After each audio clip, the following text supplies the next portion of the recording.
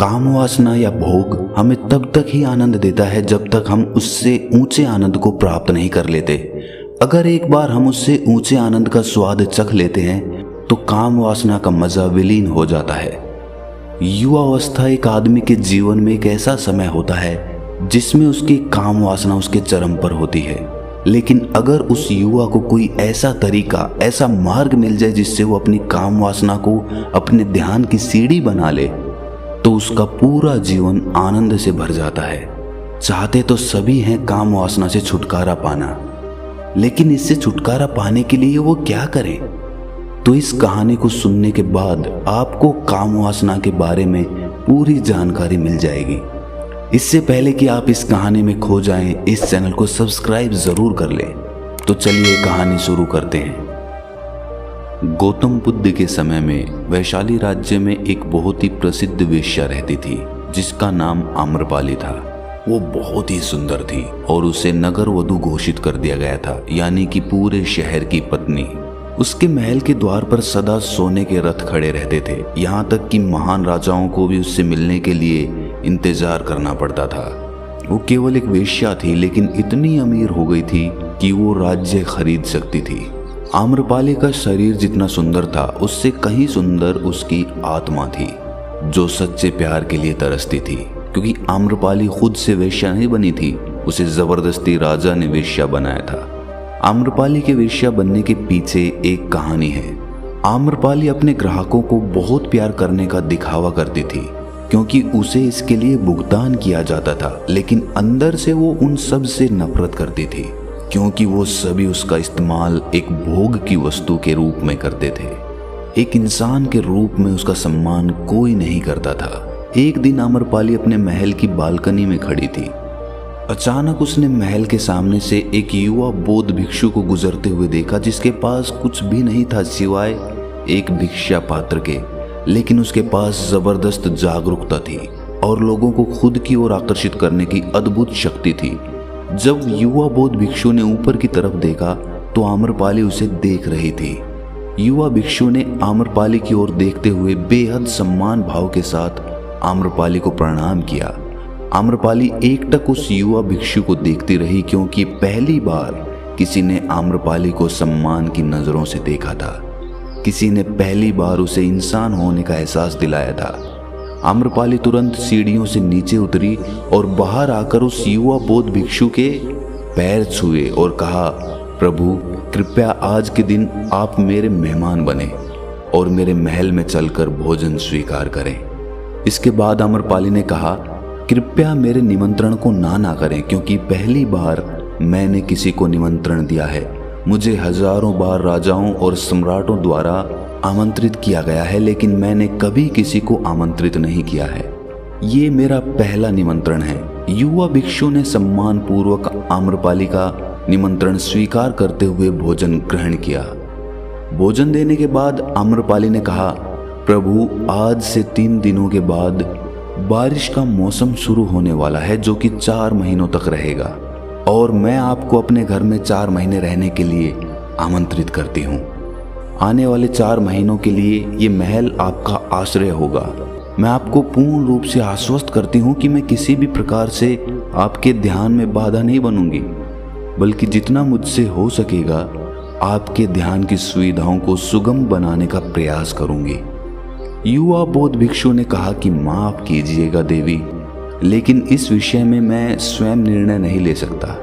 मैं आपके प्रस्ताव के विषय में बुद्ध से पूछूंगा। अगर वो मुझे अनुमति देंगे तो मैं आपके महल में आश्रय अवश्य स्वीकार करूंगा। इतना कहकर वो बौद्ध भिक्षु वहां से चला गया। इससे पहले कि वो भिक्षु बुद्ध के पास पहुंचता और आम्रपाली के प्रस्ताव के बारे में कुछ बताता, उससे पहले वहां पर मौजूद अन्य भिक्षु बुद्ध के पास पहुंच गए और बुद्ध से कहा, आप उस युवा भिक्षु को रोकिएगा।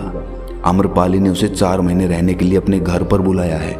आम्रपाली एक वेश्या है और एक भिक्षु एक वेश्या के घर में 4 महीने रहे, ये सही नहीं है। इससे हमारे संघ में गलत संदेश जाएगा। बुद्ध ने कहा, कृपया आप लोग शांत हो जाएं और उस भिक्षु के आने की प्रतीक्षा करें। थोड़ी देर बाद वो युवा भिक्षु बुद्ध के पास आया। उसने आते ही बुद्ध के पैर छुए और उन्हें पूरी कहानी सुनाते हुए कहा, बुद्ध नगर की एक आम्रपाली नाम की महिला ने मुझे बारिश के 4 महीने अपने घर पर रहने के लिए आमंत्रित किया है। मैंने उसके निमंत्रण का भी कोई जवाब नहीं दिया। मैंने उससे कहा है कि अगर आप मुझे उसके घर पर रहने की आज्ञा देंगे तभी मैं उसके घर पर रहने के लिए जाऊंगा। अतः बुद्ध, आप जो कहें मैं वही करूंगा। उस युवा भिक्षु ने आम्रपाली के विषय में वेश्या शब्द का प्रयोग ना करते हुए केवल महिला शब्द का प्रयोग किया। बुद्ध ने उस युवा भिक्षु की आंखों में देखा और कहा, तुम रह सकते हो। तभी अचानक एक बूढ़ा भिक्षु खड़ा हुआ और बोला कि बुद्ध, ये सही नहीं है।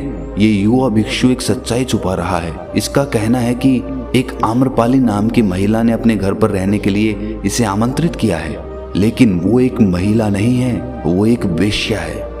बुद्ध ने कहा कि मैं जानता हूं, और क्योंकि इसने वेश्या शब्द का प्रयोग नहीं किया है, इसका अर्थ है कि इसके मन में उसके लिए सम्मान का भाव है। इसीलिए मैं इसको वहां रहने की अनुमति दे रहा हूं। वहां मौजूद हजारों भिक्षुओं को विश्वास नहीं हो रहा था कि बुद्ध ने एक युवा भिक्षु को एक वेश्या के घर में रहने की अनुमति दे दी है।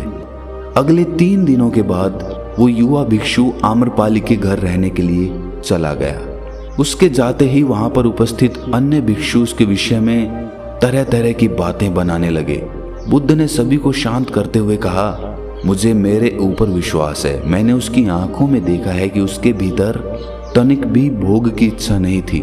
अगर उस भिक्षु का ध्यान गहरा है तो वो आम्रपाली के हृदय को परिवर्तित कर देगा, और अगर भिक्षु का ध्यान गहरा नहीं है तो आम्रपाली अपने शारीरिक आकर्षण से भिक्षु को परिवर्तित कर देगी।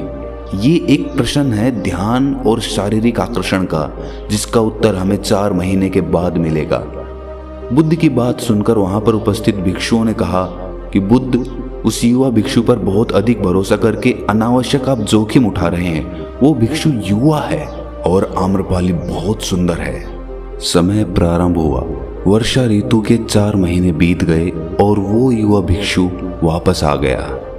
उसने आते ही बुद्ध के पैर छुए और उस युवा भिक्षु के पीछे आम्रपाली भी आई हुई थी। उस युवा भिक्षु ने आम्रपाली का बुद्ध से परिचय कराते हुए कहा, बुद्ध, ये आम्रपाली है और ये आपसे दीक्षित होना चाहती है। ये एक अनोखी महिला है। ये ना केवल सुंदर है बल्कि इसकी आत्मा भी उतनी ही शुद्ध है जितनी आप कल्पना कर सकते हैं। आम्रपाली ने बुद्ध के पैर छुए और कहा, मैं पहली बार देखने भर से इस युवा भिक्षु से प्रेम करने लगी थी।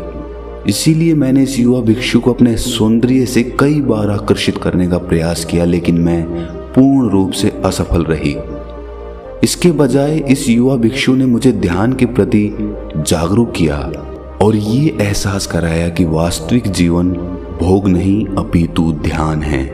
इसीलिए बुद्ध, मैं अपनी सारी संपत्ति आपके भिक्षुओं को दान में देना चाहती हूँ और शेष जीवन ध्यान में बिताना चाहती हूँ। इसके बाद आम्रपाली बुद्ध के शिष्यों में पहली महिला हुई जिन्हें आत्मज्ञान की प्राप्ति हुई। बुद्ध ने अपने पंथ के सभी शिष्यों से कहा, यदि तुम वेश्याओं की संगति से डरते हो तो उस डर का उस वेश्या से कोई लेना देना नहीं है, बल्कि वो डर तुम्हारे बेशुद्ध मन की उपज है, क्योंकि तुमने अपनी कामुकता को दबा दिया है और कामुक ऊर्जा को दबाया नहीं जा सकता। इसको केवल रूपांतरित किया जा सकता है। दोस्तों, हम सभी अपनी काम वासना को खत्म करने के लिए उसका दमन करना चाहते हैं, उसको दबाना चाहते हैं। लेकिन काम वासना एक ऊर्जा होती है, एक एनर्जी का सोर्स होता है, और एनर्जी कभी भी खत्म नहीं हो सकती है, बल्कि वो रूपांतरित हो सकती है। अगर आप अपनी काम वासना की शक्ति को दूसरी जगहों पे, दूसरी दिशाओं में परिवर्तित करेंगे तो ही आप काम वासना से छुटकारा पा सकते हैं। लेकिन याद रहे, काम वासना से छुटकारा पाने के बारे में हमें सोचना भी नहीं है, हमें बस अपनी ऊर्जा को परिवर्तित करना है। अब वो ऊर्जा हम कहाँ पे लगाएंगे? हम उसे अपनी रचनात्मक शक्ति के लिए प्रयोग कर सकते हैं, ध्यान के लिए प्रयोग कर सकते हैं, और जैसे जैसे हम होश से भरेंगे हमारे जीवन में काम वासना से भी ज्यादा आनंद पैदा हो जाएगा, और उसके बाद काम वासना का आनंद हमें उसके सामने तुच्छ लगने लगेगा। अगर ये कहानी आपको ज्ञानवर्धक लगी तो कमेंट सेक्शन में ज़रूर बताएं और इस चैनल को सब्सक्राइब ज़रूर कर लें। तो मिलते हैं अगली कहानी में, तब तक के लिए अपना ख्याल रखें।